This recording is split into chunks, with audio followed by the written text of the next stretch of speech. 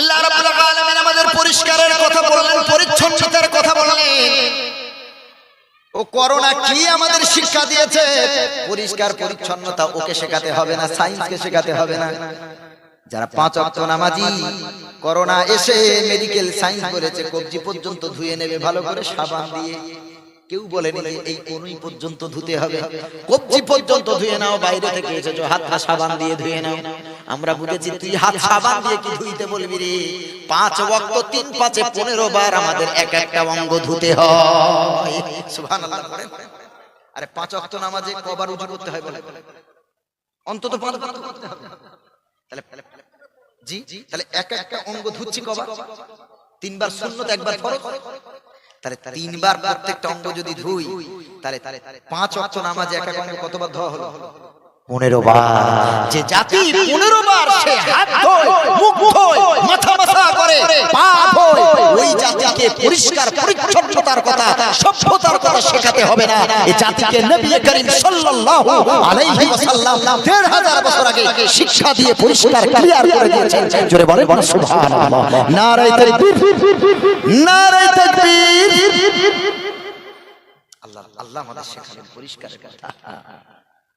আল্লাহ রাব্বুল আলামিন 6 নম্বর পারা সূরাতুল মাইদার ভিতর আল্লাহ রাব্বুল আলামিন বলেন, ইয়া আইয়ুহাল্লাযীনা আমানু ইযা কুমতুম ইলাস সালাতি ফাগসিলু উজুহাকুম ওয়া আইদিয়াকুম ইলাল মারাফিকি ওয়ামসাহু বিরুসিকুম ওয়া আরজুলাকুম ইলাল কাবাইন। আল্লাহ অপরিষ্কার অবস্থায় নামাজে যাবি না, নোংরা জামা পরে নামাজে যাবি না। সব থেকে সুন্দর জামাটা পরে আমি আল্লাহ আমার কাছে আয়। বিয়ে বাড়িতে যাবি দামি জামাটা পরে, নতুন জামাটা পরে। ঈদের নামাজ পড়বি নতুন জামা পরে। আর জুমার দিন তোর নতুন জামা জুটলো না। 5 ওয়াক্ত নামাজে পরিষ্কার করা সুন্দর জামাটা পরতে পারলে না, কারণ তুই আমার বান্দা গোলাম, আমি তোর প্রধানমন্ত্রী, মালিক, তোর সামনাসামনি থাকি। ভাইরা আমার, আল্লাহ রাব্বুল আলামিন বলেন, ইযা কুনতুম ইলাস সালাতি, যখন তোমরা কেউ নামাজের জন্য প্রস্তুতি গ্রহণ করবে, নামাজ যখন পড়ার জন্য দাঁড়াবে, ফাগসিলু উজুহাকুম, তোমাদের পুরো চেহারা মোবারকটা ধুয়ে নাও। সুবহানাল্লাহ পড়েন। উজুহাকুম এটা বহুবচন, ওয়াজহুন মানে মুখ, আর উজুহুন মানে পুরো মুখ। আল্লাহ তাআলা ওয়াজহুন বললেন না, আল্লাহ তাআলা বললেন ফাগসিলু উজুহাকুম, তোমাদের পুরো মুখটা ধুয়ে নাও। নবী করিমের ব্যাখ্যা দিলেন পুরো মুখ মানে এই চুলের গোড়া থেকে কানের লতি নিচে থুতনির নিচে পর্যন্ত, এইটাকে পুরো 3 বার ধুয়ে নেওয়ার নাম মুখমণ্ডল ধৌত করা। সুবহানাল্লাহ। আল্লাহ বললেন ফাগসিলু উজুহাকুম, মুখটা ধুয়ে নাও, কিন্তু কোরআনে কবার ধুতে হবে বলা নাই। আল্লাহ রাব্বুল আলামিন বলেন আল্লামাহুল বায়ান, আমি যে নবীকে কোরআন দান করেছি ওই নবীকে আমি আল্লাহ কোরআনের ব্যাখ্যাও দান করেছি। জোরে বলেন সুবহানাল্লাহ। আল্লাহ নবী বলেন আমার উম্মতি 3 বার করে নাকে পানি দাও। কবার? কুল্লি কবার? একবার করলে হবে না? যদি ঠিকভাবে হয়। একবারে যদি আপনার নরম মাংস পর্যন্ত পৌঁছে যায়, পুরো মুখটা যদি একবারেই ধোয়া হয়ে যায়, শুকনো যদি কোনো জায়গা না থাকে, একবারে ফরজ আদায় হয়ে যাবে, সুন্নতটা হবে না। কিন্তু খুব গবেষণা করেন, নবীজির সুন্নত যে বিজ্ঞানে ভরা, প্রমাণ নেই রে। আমার নবী 3 বারের কথা কেন বললেন? নাকে কেন 3 বার পানি দেওয়ার কথা বললেন? একবার তো দিলেই হতো। আমার দয়াল নবী মুহাম্মদুর রাসূলুল্লাহ সাল্লাল্লাহু আলাইহি সাল্লাম বললেন, রাস্তা দিয়ে হাঁটবি, বায়ুর মাধ্যমে, হাওয়ার মাধ্যমে ভাইরাস ইনফেকশন তোমার নাক থেকে চলে যেতে পারে লাংসে, তোমার পলিপিতে গিয়ে ওখানে গিয়ে আটকে থাকতে পারে। তুমি নাকটা এমন ভাবে ধুয়ে নাও, একবার ধুয়েছো তা পরিষ্কার হয় নাই, ধুলোবালি এখনো তোমার ওখানে আছে, আরেকবার ধো, আরেকবার ধো, 3 বার ধুয়ে নাও। 3-এর বরকতে আমার আল্লাহ সব পরিষ্কার করে দেবে। সুবহানাল্লাহ, সুবহানাল্লাহ। আবার আল্লাহ রাসূল বললেন হাত ধোইলাল মারাফিক, কোনয়ের উপর পর্যন্ত ধুয়ে নাও, সালাসা মাররাত, 3 বার করে ধোবে। আল্লাহ নবী বললেন তিনবার ধুয়ে নাও।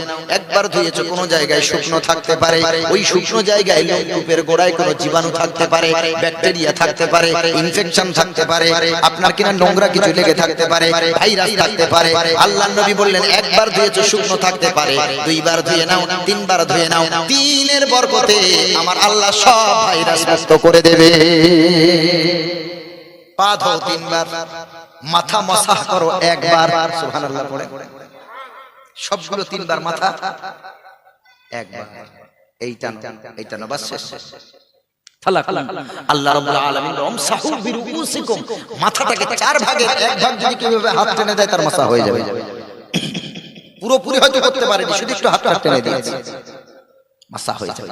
এবারে একটু চিন্তা করেন তো, আমার নবী যদি বিজ্ঞানী না হবেন, তাহলে একটু চিন্তা করেন, আমার আল্লাহ নবীজির শিক্ষক আর নবীজি আল্লাহর ছাত্র, জোরে বলেন সুবহানাল্লাহ। আল্লাহ নবীর ব্যাপারে বললেন ওয়া আল্লামাকা মা লাম তাকুন তা'লাম, ও নবী আপনি যা জানেন না অজানা জ্ঞানগুলি আমি আল্লাহ সব শিখিয়ে দিয়েছি, জোরে বলেন সুবহানাল্লাহ। ওয়া আল্লামাকা মা লাম তাকুন তা'লাম, আপনার অজানা জ্ঞান আমি আল্লাহ দান করেছি। হাত ধোয়ার কথা বলা হলো, পা ধোয়ার কথা বলা হলো, মুখ ধোয়ার কথা বলা হলো, আর মাথার ব্যাপারে কি বলা হলো? ধোয়া নয়। জি, এইটা তো গবেষণা করার জায়গা, এটাও তো শরীরের অংশ। তাহলে হাত ধুইব তিনবার, পা ধোবো তিনবার, নাকে পানি দেবো তিনবার, কুল্লি করবো তিনবার, মুখ ধুইব তিনবার, আর মাথাটা কেন আল্লাহ ধোয়ার কথা বললেন না? জি, এখানে আছে বিজ্ঞান, এখানে আছে সায়েন্স। একটা মানুষ 3, 5, 15 বার হাত ধুইবে, পা ধুইবে, মুখ ধুইবে।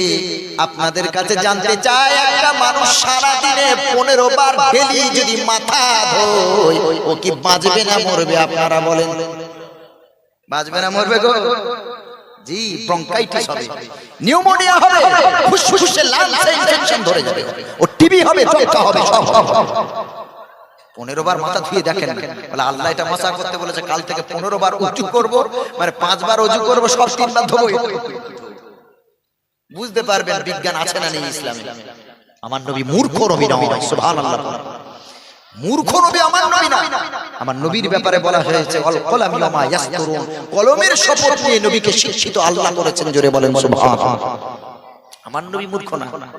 আল্লাহ তাআলা নবীর ব্যাপারে বলেছেন আল্লামাল ইনসানা মা লাম ইয়ালাম, মানুষ যা জানতো না আমি তাকে তা শিখিয়েছি। ইকরা ওয়া রাব্বুকাল আকরাম আল্লাযী আল্লামা বিল কলম, আল্লাহ বলেন রাসূল আপনি আপনার প্রভুর নামে পড়ুন, যে প্রভু আল্লাযী আল্লামা বিল কলম, যে আল্লাহ আপনাকে কলম দ্বারা শিক্ষিত করেছেন, জোরে বলেন সুবহানাল্লাহ।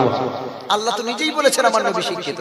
একদল তারা বলছে নবী অশিক্ষিত, না, কোরআনে আমরা প্রমাণ পেয়েছি নবী শিক্ষিত, সুবহানাল্লাহ। না হলে এত বিজ্ঞানময় কথা কি করে বলতে পারেন আমার নবী? হায় রে আল্লাহ, কিভাবে বলতে পারেন? অসম্ভব। আল্লাহ রাব্বুল আলামিন বলেন নবীজি মাথাটা মাসা করে নিতে বলুন। মাথাটা শুধু মাসা করে নেবে, মাথার চুলে একটু হাতটা বুলিয়ে নেবে, চুলে যত ভাইরাস আছে, জীবাণু আছে, সব দূর হয়ে যাবে। মাথাটা আল্লাহ মুছে নিতে বললেন, বাকি সব ধোয়ার কথা বললেন। কারণ একটা মানুষ যদি 15 বার মাথা ধোয়, তার ঠান্ডা লাগবে, তার অনেক ইনফেকশন হবে, অনেক মানে তার জীবন দুর্বিষহ হয়ে উঠবে। এজন্য করে আল্লাহ তাআলা আমাদের কত ভালোবাসেন দেখেন। আমরা এখানে শিক্ষা অর্জন করি যে ইসলাম যে আমাদের সৌন্দর্যতা শিখিয়েছেন, ইসলাম যে আমাদের পরিচ্ছন্নতা শিখিয়েছেন, এটা কি আর কেউ শিখিয়েছে? ওরা বলছে হাত ধো কবজি পর্যন্ত সাবান দিয়ে, আল্লাহ বলছে কবজি না, হাত ধো কোনইর উপর পর্যন্ত, সুবহানাল্লাহ। তাহলে যে মানুষ কোনই পর্যন্ত ধোবে, তার হাতটা ধোয়া হবে না? হবে না? জি। তাহলে আল্লাহটা নেন, কোরআনেরটা নেন, পরিষ্কার পরিচ্ছন্ন থাকবেন। কটা 5 ওয়াক্ত নামাজি করোনাতে আক্রান্ত হয়েছে? কটা?